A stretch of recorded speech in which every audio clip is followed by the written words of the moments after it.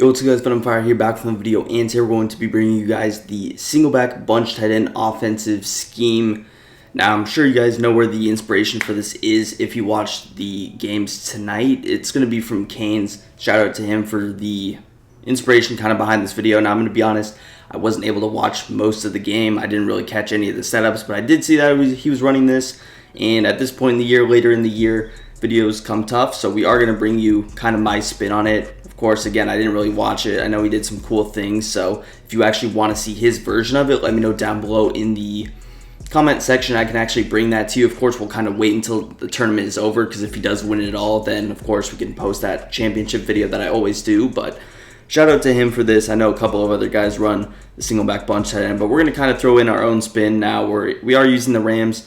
We're actually not rocking with abilities, and immediately he did use wide receiver abilities. That was one thing I noticed. But again, I wasn't really paying attention to the game. I just kind of caught that last drive. So again, we'll put our own spin on it. And yeah, let me know if you want to see more and you want to see his kind of twist on it, because you guys always do like those videos. So we are in the Rams playbook. I want to say he was in the Rams playbook just off the fact that he did have wing flex close, and he also had the tight slots halfback weak. It also has bunch, so probably the best playbook for this is going to be the Rams playbook. Again, single back bunch tight end. There's only 6 plays in this offense, and I'm pretty sure there's only 6 plays in every single one. This is in some other playbooks like Packers, Bills, Bengals, things like that. But yeah, really the only 2 plays we're actually going to run are going to be cross drag and power alert bubble. You see those 2 plays. And yeah, we'll just kind of build around those, create some cool things. Hope you guys enjoy. Drop a like, and yeah, let's get straight into it. All right, now we're going to actually start out with the power alert bubble. Now, I actually want to say, when I was watching the game, somehow he created a thing where he could actually, he actually flipped the power run to the RPO side. I have no idea how he did that, but that was something that actually occurred. I'm pretty sure, I want to say, when I caught a play. So I think there's a way to do that. Again, if you want me to drop his scheme, I'll definitely, hopefully, try and figure out how to do that. If any of you know, drop that in the comments, and you guys can just help someone out immediately. But this run is pretty good. A lot of times when I've seen people run the single back bunch tight end, it's not necessarily a primary offense. It's something where they'll audible to it occasionally, especially if they're running under center stuff. It's kind of a nice audible play, this power alert bubble. Very unique play. Now, of course, you will have this RPO, and you have a power run. Typically, powers are going to be good against nickel normals, nickel 2-4-5s, big dimes, big dime 2-3-6. The one with 4 down linemen, and big nickel over G, just those types of defenses. Typically, the power runs are good against those, so if you're playing those, you are in luck. But yeah, man, this is just a pretty good run. This is going to be the main run that you do. The other run, of course, is going to be a weird little zone fake jet type thing.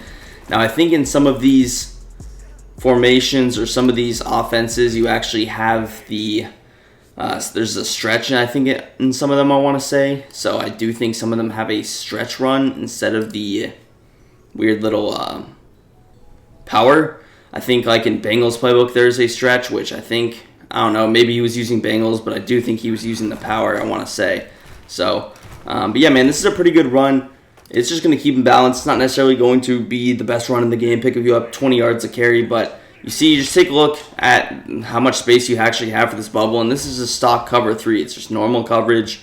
Of course, if they were in, you know what I'm saying, press man-to-man coverage, that might not be as open, but you really just have a ton of space to throw this in. Again, Stafford, with Gunslinger, he's going to get that ball out faster. You get faster wide receivers. You might be picking up like 10 yards, hit a spin move, and then you're off to the races. So definitely can be good. I'll actually show you something else that I like to do out of this. As you see, Power O can definitely open up big gaps, again, specifically against those particular defenses. Another thing that you can actually do that I didn't know about this is you can actually motion OBJ over like this. And you notice what the good thing about that is he actually turns into a blocker, which a lot of times when you motion over receivers that are blocking in RPOs, I'm sure some of you have noticed this, they actually turn into hitches a lot of times when you motion them. But the good thing about this is he actually stays in his blocking assignments. You can like motion him around, and then he can pick up like a little edge block or whatever you need, slot receiver. But you see, he can allow us to kind of cut that back in. Maybe he pulls a zone to the outside, but that's something I like to do. And again, potentially for some of these passes, we will be incorporating some motion anyway. So it can also be a good disguise to the passing game. You can also do a nice little fake. What I like to do potentially is go ahead, motion one of these guys over, and I can motion Cup as well, but you can motion one of these guys, and then you can actually still throw this bubble screen. So you can still throw this bubble screen, kind of the same result over here, and you see we pretty much have the exact same space. So actually it generally almost usually helps the play, but of course, if you were trying to get a little quick snap action, this is probably the best way to do it. But you see consistently we're getting around 4 yards a rip. On good plays, we're getting around 7+. And then again, you have those plays where you're going to break it free, pick up 15 or 10 yards. But you see consistently we're getting around that 4-yard marker. And again, this is against a decent run defense. We're running right at a run stuff in Grady Jarrett. So he is doing some work. But you see, you're getting like a minimum of 4 yards, and then again, the second level of yardage that you can kind of break into is around 7 yards. But yeah, we are spending a little bit of time with this power because it is one of the only plays. We're only really showing 2 plays, but yeah, man, really good run. Let's move into our passing play, which is going to be the cross drag. Taking a look at what we have. 2 drags, crosser, and a deeper dig. Now, I also should have mentioned that you want your bunch on the wide side. Same case scenario for pips, gun bunch tight end. And this cross drag play is also in pistol bunch tight end. So I did make a video on that recently, so you can check that out as well. But yeah, this plays in pistol bunch tight end, and a concept that we're going to go with a lot is going to be the wheel and the flat concept you see out of many formations this year. It's really good under center, and that's something we're going to do. Now, I think if I was watching right, a setup I saw him go to was something like this, where B was on like a little in, he was also on a drag, but something like this, where he flatted Y, he had a deeper in route, and then he had a little like drag or in route. I think this is a setup that I saw him do, and this setup I think can be good. I don't personally like it that much, but just if you wanted one of the setups that he was running, I believe I saw that play. That was one of the setups that I caught. He was kind of running it in the red zone, I want to say, on his second to last drive. But yeah, we'll show that again. You have a little deeper in route, and again, this wheel route you can really throw. I don't really necessarily like having Cooper Kupp on that route too much. Reason being, is because he's kind of running straight and he's actually pulling the hook curl over.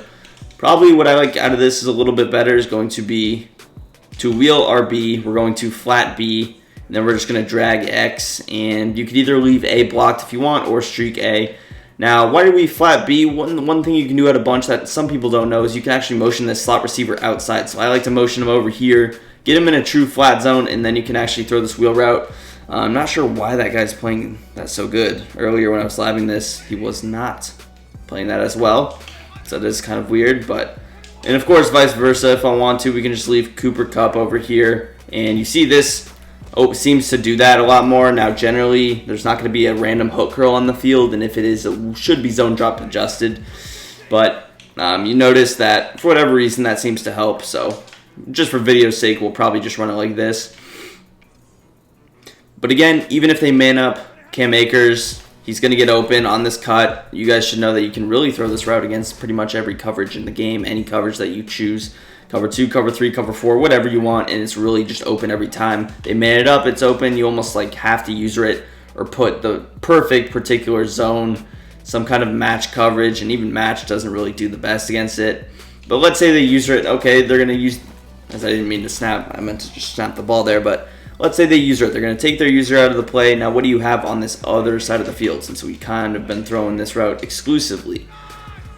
All right, the user, Cam Akers, will take him out. Now, what else do we have? We have a little drag over here, or we have this crosser deep that we can throw. So, 2 other options.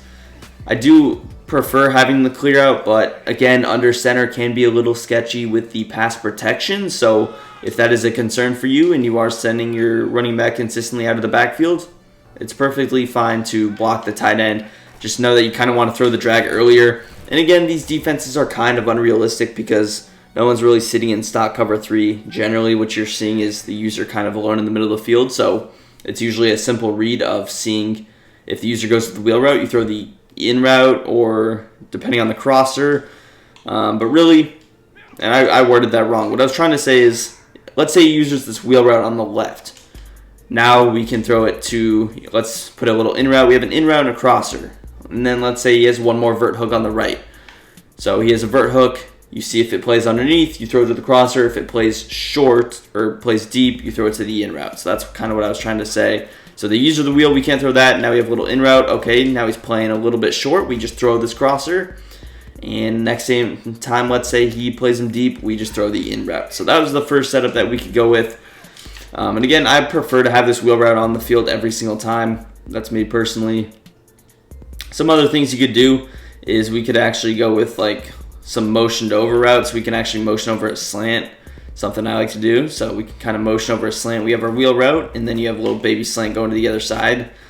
And again, that can also kind of be a disguise because we do use that for the run, but now you see we use it for the pass as well. So we're using it for both plays, which means the motion is not a tell for anything, and he does not know if we are running the ball or passing the ball when we motion over one of these guys. Now again, it is a different player, so maybe that's not the best route combination. Maybe we actually motion over cup in this instance so that it looks like we are still running the power, because of course you can't motion over that bubble screen. So maybe this is the move. Slant cup, put Jefferson on the flat, and then if you actually motion over the slant. I do like motion snapping this one so it's a little bit slower. But there you see we get the wheel route open, can throw that, and then you have the slant. So just overall a really good combination there in my opinion. As far as some of the other things you can do, you could actually, let's say if we wanted to, we could motion over Van Jefferson and put him on like a little zig route if we wanted. He's going to go in this, create a little flat, and then you see OBJ's opening up, get pressured, but you saw he was open. But really you're just creating openings. The wheel route's going to be open almost every single play, so you're really just building around that. And overall the scheme is not intended to necessarily stretch the field deep. It's intended to be around 10 for 10 for 100 yards, that type of thing. 12 for 15, you have like 110 yards passing. Just a really efficient offense. You're going to eat a lot of the clock up, make the game a little bit shorter, limit the possessions, and overall just make sure that you score on your drives. And I do think it's a pretty good offense to do that. So again, you're not necessarily looking for deep crossers 50 yards down the field, deep post routes. You're looking for simple things. And as far as some of the other setups you can go with, I like this little out route combination that you can go with. So a little out route, and then I would probably curl Cop, and you can kind of motion him out on this. So just to mix it up a bit, here we're going to hit Akers in the flat, but just in case he sells out to defend the wheel route, you can actually mix things up kind of cool like this. Maybe we put Akers on an out route to that side, and then I don't know, maybe we motion over like a slant. We have Cup on a flat, so you can do something like this if you want and just completely throw him off. Boom, we got the slant over. Come on, Stafford. But yeah, man, overall just mix up your attack, and overall it's going to do the video. If you guys enjoyed, drop a big thumbs up, subscribe to the channel down below, follow all my links. I did start posting a TikTok, posted one yesterday. I'm going to start trying to record more, so follow me there.